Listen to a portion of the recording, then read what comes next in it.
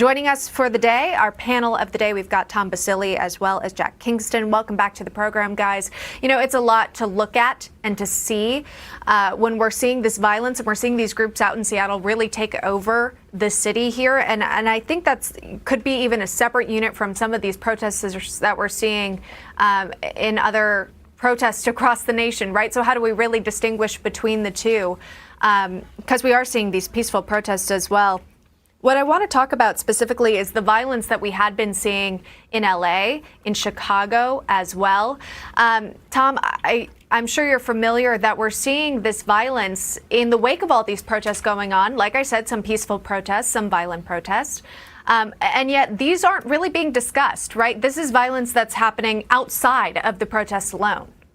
Yeah, you know, the real tragedy in communities of color all across America, it has been going on for years. You know, in 2018, 7,400 black homicides occurred in this country.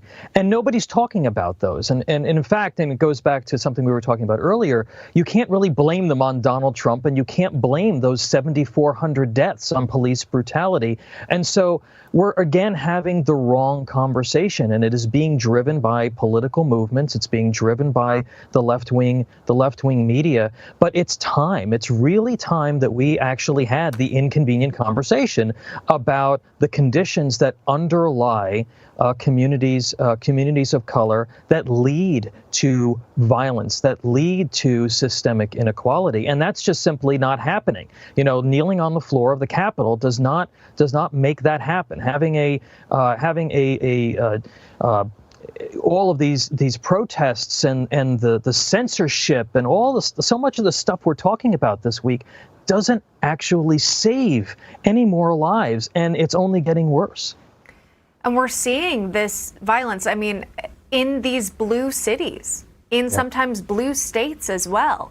You know, and right now our lawmakers on Capitol Hill are trying to have this police reform conversation going on. We're hearing pitches from the left, pitches from the right. Hopefully you would think they could come together with some sort of bipartisan efforts to reform police in a positive way. But then we are hearing these extreme calls to defund the police as well. And Jack, that's not meeting anywhere near the middle. If you did defund the police, what would happen is that wealthier neighborhoods would hire private security and it would not affect them. But the inner city, where the poorer neighborhoods tend to be, they would not be able to afford that, and their crime rates would go up. In Chicago, May 31st alone, 24-hour period, 18 people were killed.